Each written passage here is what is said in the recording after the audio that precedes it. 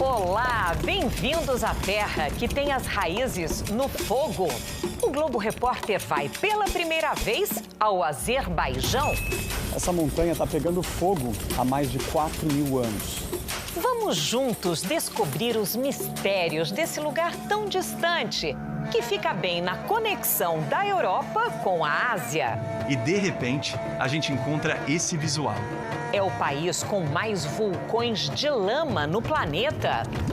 E ponto estratégico da histórica Rota da Seda, que movimentou o mundo na Idade Média, onde mestres das cores preservam a arte considerada patrimônio imaterial da humanidade. Por aqui, passado e futuro se entrelaçam.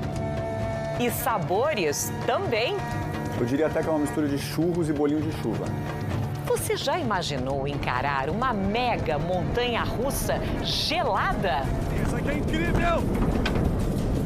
Do gelo ao fogo, prepare-se para desvendar o Azerbaijão.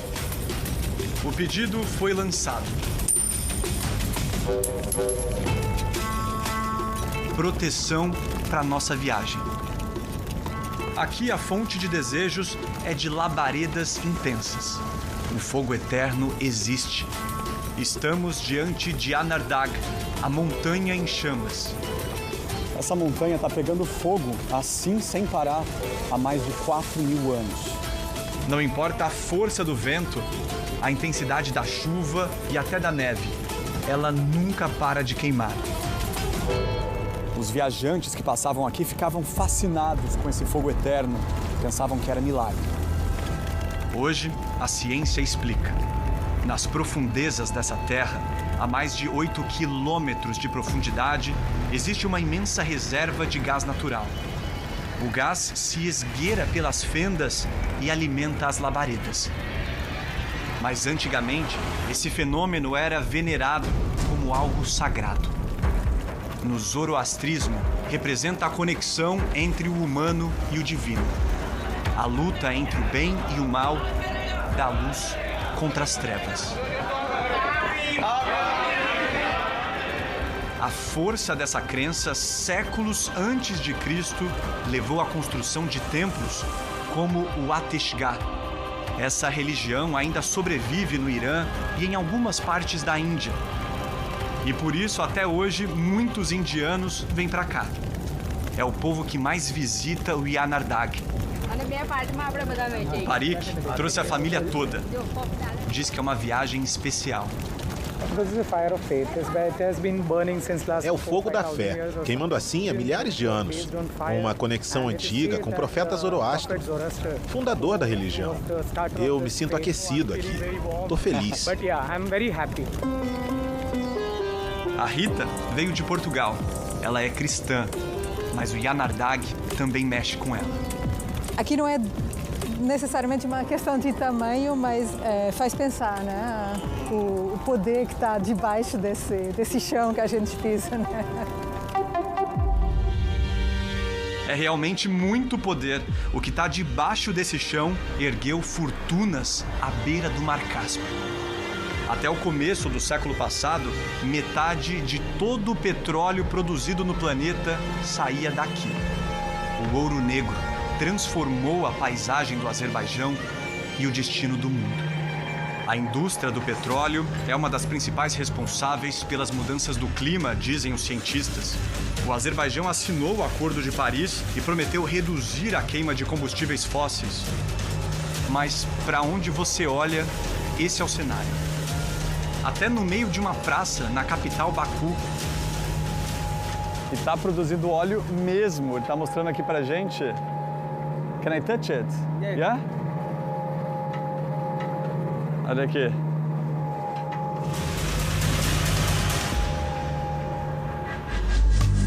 A poucos metros dali, encontramos o que eles afirmam ser o primeiro sistema de perfuração mecânica da história.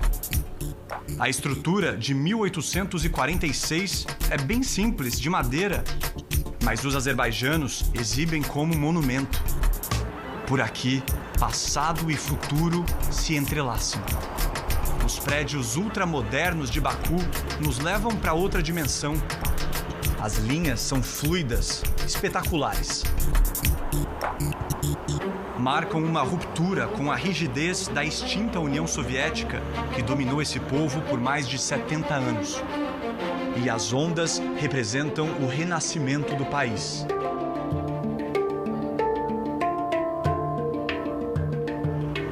Mas o passado não se apaga tão facilmente. Ainda está vivo nas ruas. O Lada, um dos carros mais populares da União Soviética, é até hoje um dos queridinhos dos azerbaijanos. Eles estão por toda parte, repara. E é a bordo desse ícone da União Soviética que a gente segue viagem. Apesar da aparência do século passado, esses carros ainda são produzidos aqui.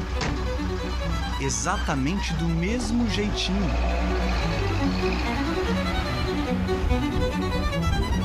O táxi que a gente pegou, por exemplo, é ano 2009. Parece mais velho, né? O nosso taxista se chama Nizat Mirzayev. Ele diz que comprou esse Lada porque é um carro mais barato, simplão. E se quebra, é fácil consertar. O Nizat deu até uma estilizada. Pendurou um pé de galinha no teto. A superstição deles aqui diz que traz proteção. Sempre bom, né? Ainda mais com os desafios que a gente tem pela frente. A primeira parada impressiona. Os fantásticos vulcões de lama. Parece até que a gente chegou à Lua. Mas estamos a 60 quilômetros da capital Baku. Esse é o Parque Nacional do Gobustan, que significa terra de ravinas ou sulcos pelo solo. Esses vulcões são resultado de um fenômeno geológico. É um processo que começa lá dentro da Terra, onde existem bolhas de gás sob muita pressão. Essa força faz com que elas venham subindo, carregando sedimentos, tudo que encontram pela frente, até que chegam à superfície. Teria coragem de chegar perto? Eu estava imaginando que esses vulcões seriam bem quentes, porque estão ativos. Mas, para nossa surpresa, é bem gelado, na verdade, e bem espesso, bem gorduroso. Parece um óleo bruto, pegajoso, que tem propriedades medicinais. Dizem por aqui que reduz inflamações de pele e alivia dores musculares. É bem gostosinho. Quer saber outra coisa divertida? É uma delícia caminhar por aqui. O terreno parece uma nuvem de tão macio. Existem cerca de 400 vulcões como esse aqui no Azerbaijão. É quase a metade de todos do planeta. Inclusive o maior do mundo, segundo o Guinness, o livro dos recordes. Tá bem ali, no horizonte. É o Toragai, com mais de 400 metros de altura. E que já entrou em erupção dezenas de vezes, a última em 2018. E a gente não pode dar bobeira não. Olha a placa, tem cobras e escorpiões nessa área. Melhor seguir viagem. Bora. Dos vulcões de lama, partimos rumo ao extremo norte do país. Nosso objetivo é chegar até o alto das montanhas do Cáucaso, bem próximo à fronteira com a Rússia. Vamos percorrer quase toda a costa leste do Azerbaijão, que também faz fronteira com a Geórgia, a Armênia e o Irã. O que será que a gente vai encontrar nessa estrada?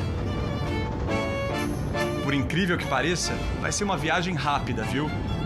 O Azerbaijão não é grande, não. É menor que o estado de Santa Catarina. E aí vem mais uma surpresa. Imagina que nessa área pequena, que une os continentes da Ásia e da Europa, existem 9 zonas climáticas. Do semiárido ao subtropical, do clima temperado ao de montanha. Poucos quilômetros depois, a paisagem muda. Fica mais verde, exuberante. O cenário lá fora é lindo, né? Mas aqui dentro do carro tá difícil entender o taxista. Do you have music? Music?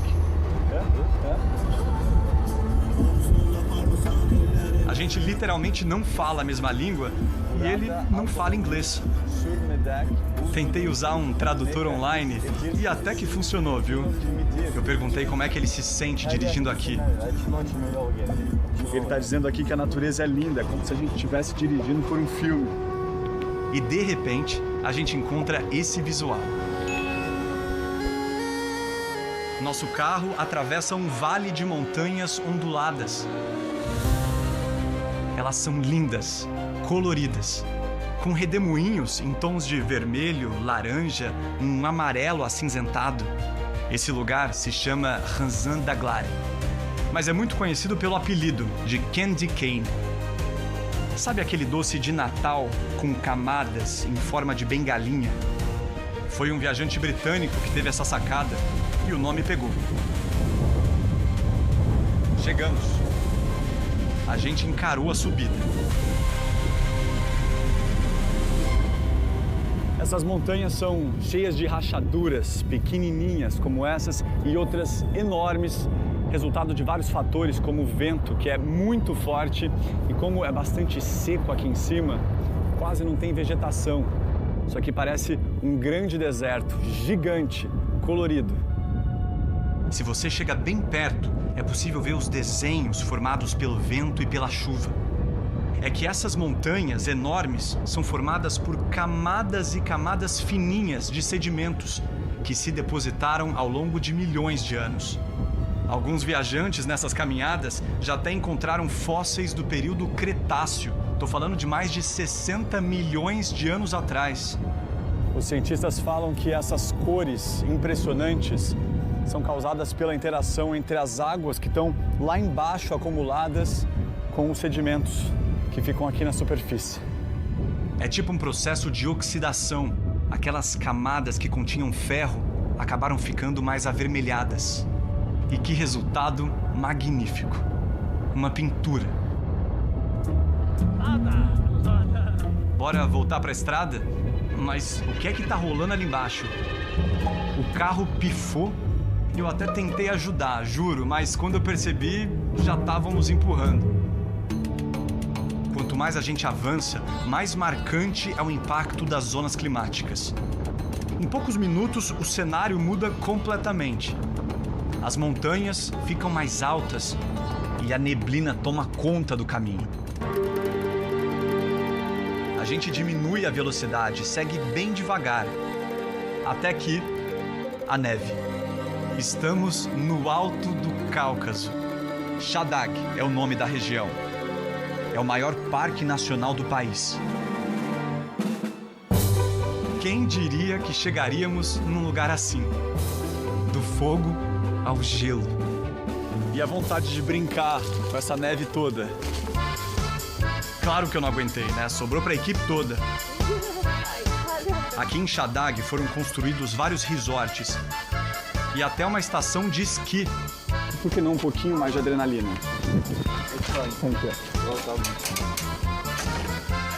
Vamos encarar uma mega montanha russa no gelo. Colocando um cinto de segurança, importante. Estão dizendo que eu vou congelar. Estão pedindo para eu colocar um gorro e luvas. Ele explica o sistema. A alavanca para frente acelera o carrinho e para trás faz ele parar. Partiu?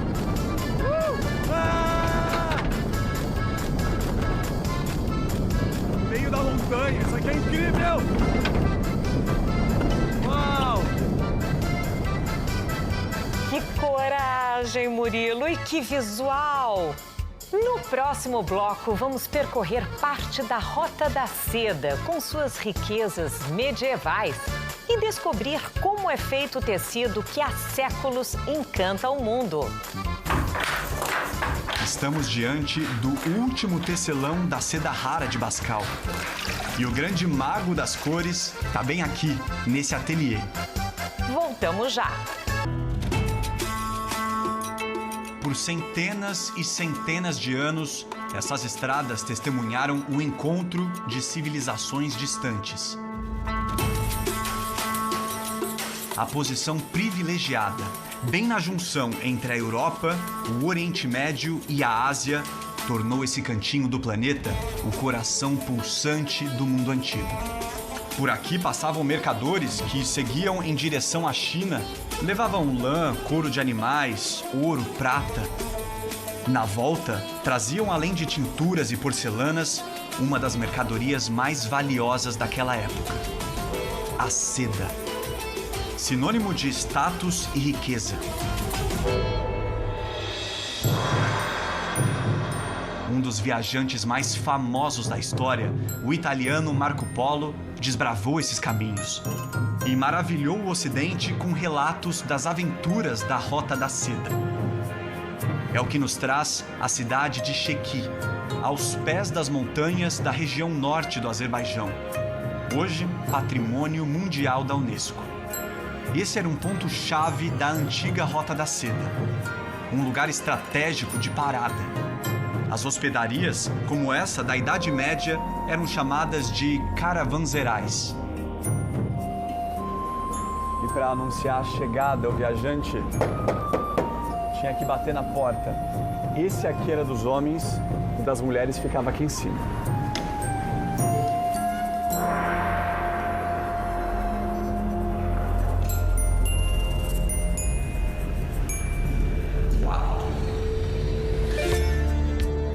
As paredes são de pedra e muito grossas. Esse caravanserai tem mais de 300 anos e até hoje está funcionando. Olha os quartos. Aqui dentro é bem fresquinho. As construções em formato retangular sempre abrigavam no pátio interno um jardim, que é cuidado com muito carinho. Antigamente, nesse espaço, os viajantes deixavam os camelos, os cavalos. Hoje em dia, são outros os visitantes por aqui. A simetria dos corredores é um show à parte. Aqui eram servidos verdadeiros banquetes e acontecia a tradicional cerimônia do chá.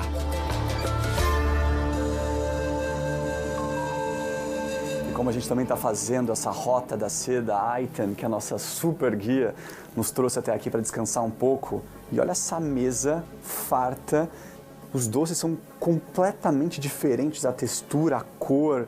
Daqui a pouco a gente descobre o sabor deles. Mas antes, vamos para a preparação do chá, que é muito importante na cultura azerbaijana. Tem toda uma técnica. Eles colocam a lenha dentro de um samovar, um jarro de metal. Esse aí é do século XIX. A água fica fervendo ali dentro. Em seguida, colocam a erva, a água já quente, e depois o bule não vai para a mesa não. Ele volta para cima do samovar até que todas as folhas subam. Aí sim, tá pronto.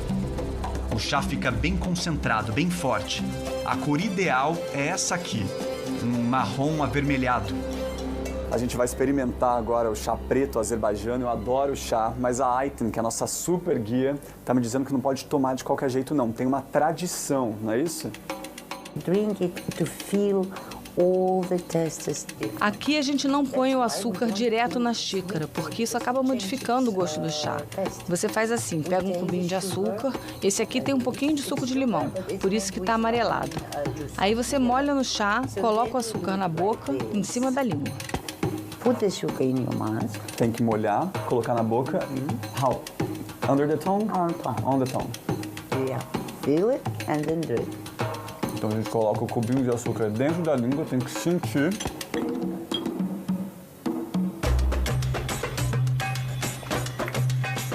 Dá pra sentir bastante o açúcar, é difícil de falar, bem gostoso. And now your smells sweet. E a Ayten tá me dizendo que agora, com a boca mais adocicada, a gente vai curtindo o chá aos poucos, conversando, com o cubinho na boca. O chá tá aprovadíssimo. Bora pros doces? Toda essa variedade de doces representa a mistura de tradições que aconteceu aqui na Rota da Seda. É um longo processo histórico. Cada viajante trouxe um pouco do seu país, da sua música, culinária. É por isso que hoje em dia o Azerbaijão é um país multicultural. Somos mais de 46 etnias vivendo juntas aqui e todos são cidadãos azerbaijãos. Sabe qual o nome desse aqui? So this sweet we call Sheki Parlavasi. Sheki Parvalasi. Yeah. Yeah? More More or less. Não é fácil azerbaijano não, gente. Não é fácil não. You like? I like it.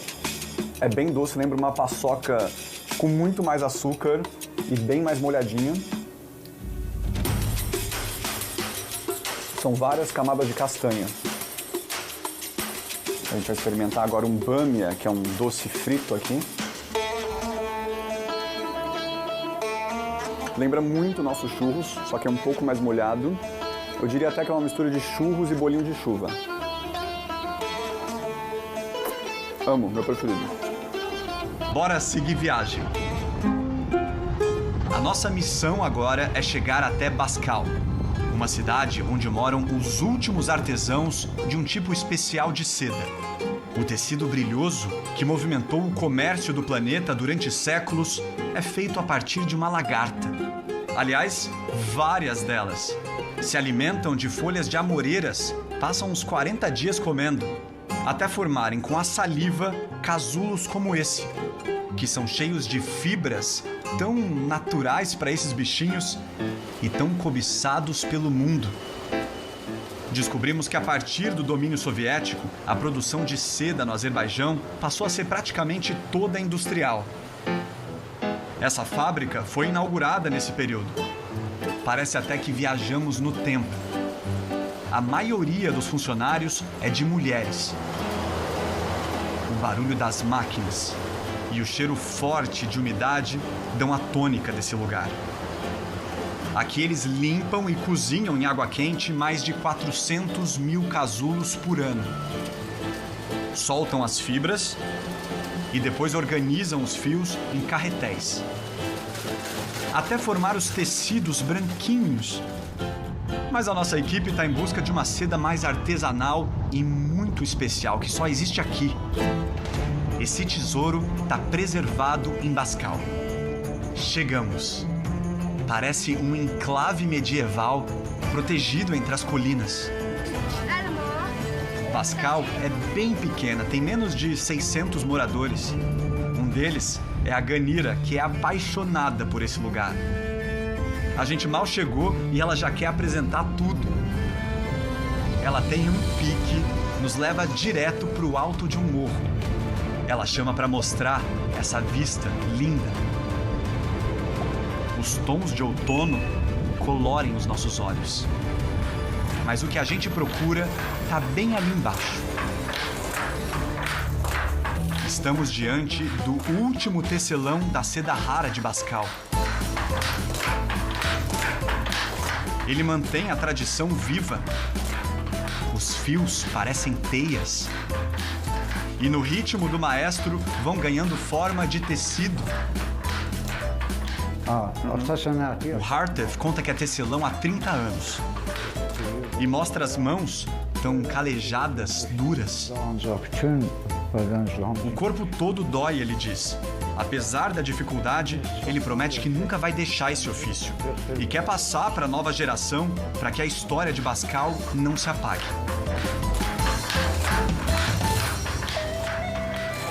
Mas o que torna a seda dessa região ainda mais especial é o tingimento. E o grande mago das cores está bem aqui, nesse ateliê. Hi, salam. Who's Abazali? How are you, Abazali? Yeah. Salam, Murilo. Esse homem é o guardião dos segredos do Kelagaí. É como chamam esse lenço de seda de técnica secular. Está na lista da Unesco de Patrimônios Imateriais da Humanidade. O mestre Abazali está me convidando a conhecer o ateliê. É um lugar fascinante. Mas vamos começar do começo. Primeiro a gente corta a seda para formar um quadrado. É na faca mesmo. Uau. Depois é hora de escolher os desenhos, a identidade do nosso Kelagaí. Eles são feitos com cera bem quente e carimbos. Temos centenas de opções. Muitos são feitos do tronco de pereira e tem mais de 100 anos. Foram passados de pai para filho. O Abbas Ali é a 8ª geração. Ele começou quando tinha 10 anos. Ele tá pedindo para eu sentar no lugar dele e tentar.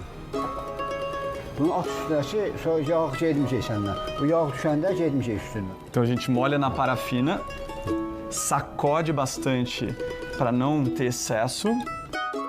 E ele tá pedindo para eu carimbar bem docemente. Não ficou tão bom. I'll give my best. Aqui é uma tradição presentear as mulheres com esses lenços. E o mestre pede para eu escolher alguém. Sandra Nemberg, esse lenço é para você. Tô tentando dar o meu melhor, hein? Good? Ele pede para eu descrever a Sandra. Eu falo que ela é muito alto astral, divertida, que nas minhas memórias está sempre sorrindo. Ele decide então colocar um butá, símbolo da vida, da criação divina. Tem que ser bem delicado para não borrar o tecido. Não é tão fácil não. Nos pontos que o carimbo ficou muito fraquinho, ele tá pegando um palito de fósforo, molhando na cera e refazendo o contorno. E eu agradeço. Thank you so much for this. O Abbas Ali teve uma ideia carinhosa. Vai usar carimbos florais, como se fosse um buquê, para dar de presente. E ele tá perguntando agora a cor que a gente vai usar. E é agora que a mágica acontece. A base das cores é preparada nesse tanque, onde ele retira os pigmentos de uma árvore da região chamada Saragan, que é tipo uma oliveira daqui do Cáucaso. A água que está fervendo fica bem escura, num tom avermelhado. E para provar que é tudo natural, ele bebe. A mistura desses pigmentos vai criando novas cores. E só depois ele adiciona produtos químicos que vão dar firmeza à coloração. As mãos dele carregam as marcas desse processo. Estão tingidas e com a pele fininha por causa da química que ele faz e que não revela para ninguém. O nosso mestre pensou no amanhecer do Brasil. E por isso vai tentar um tom lilás que lembre o lusco-fusco da manhã. No primeiro tingimento, a cor fica bem gritante, né? Mas calma, que o resultado vai surpreender. Ele coloca o nosso Kelagaí para secar.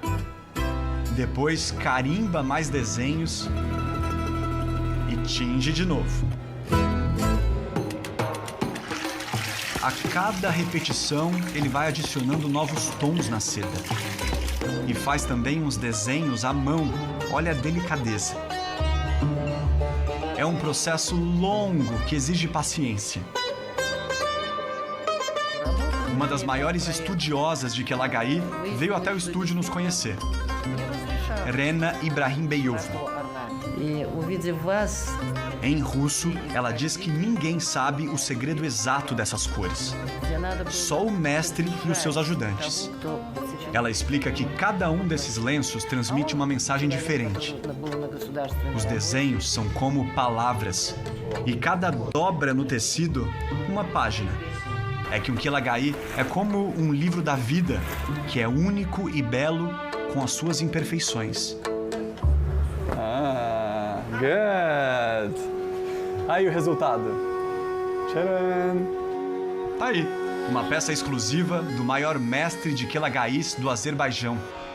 O Abbas Ali diz que tem esperança nas novas gerações, que elas queiram preservar esse patrimônio. Enquanto o lenço tá secando, a gente vai celebrar esse encontro com um mega banquete de presente. Yemek?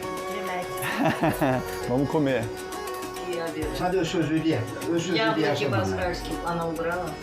Ele disse aqui, falei para você comer, isso aqui é a comida tradicional do Azerbaijão e eu quero que você experimente. Ah, sago. Sago.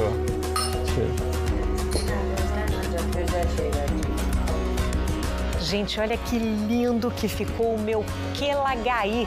Murilo, obrigada pelo seu esforço e muito obrigada ao mestre Abbas Ali por preservar esse tesouro. A seguir, vamos entender um pouco mais sobre a história recente do Azerbaijão, com suas guerras e desafios. As paisagens do Azerbaijão são deslumbrantes. Mas o que também nos chama a atenção é a quantidade de imagens do ex e do atual presidente ao longo do caminho. Nas rodovias, nos hotéis, nas fábricas. Até lá no ateliê do mestre Abbas Ali, onde passamos mais cedo. Ilham Aliyev é filho de Heydar Aliyev. A família Aliyev se mantém no poder há mais de 30 anos em reeleições sucessivas. As últimas tiveram boicote da oposição, que denuncia um ambiente de repressão e perseguição política. As ruas também estão cheias de fotos de militares. É que existe aqui um sentimento fortíssimo de orgulho pelas Forças Armadas. O Azerbaijão, nos últimos anos, viveu uma série de conflitos com a vizinha, a Armênia. Muitos deles em torno de uma região conhecida como Nagorno-Karabakh. Um enclave que é oficialmente território do Azerbaijão, mas onde vivia uma população de origem étnica armênia que lutava por independência. As tratativas de paz nunca deram totalmente certo. Entre as décadas de 1980 e 90, a primeira grande guerra entre os dois lados, que são ex-repúblicas soviéticas. Em 2020, o segundo grande conflito, em que o Azerbaijão retomou vários territórios. E em 2023, depois de muitos bombardeios, a expulsão dos moradores do enclave que se refugiaram na Armênia. Será o fim dessa história? São guerras muito recentes que a estrada nos lembra a cada quilômetro.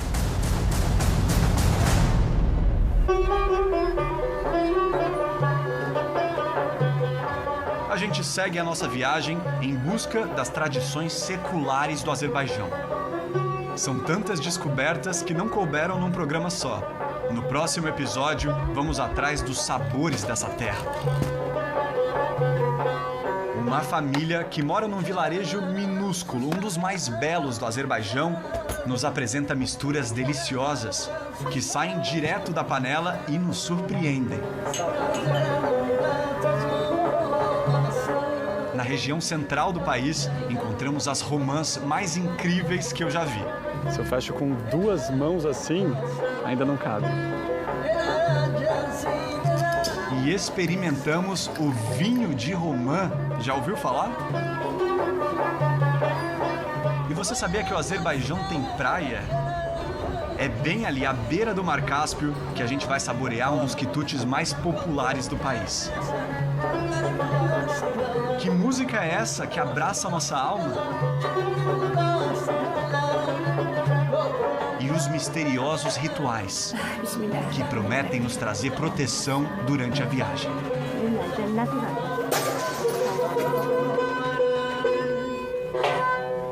Uou!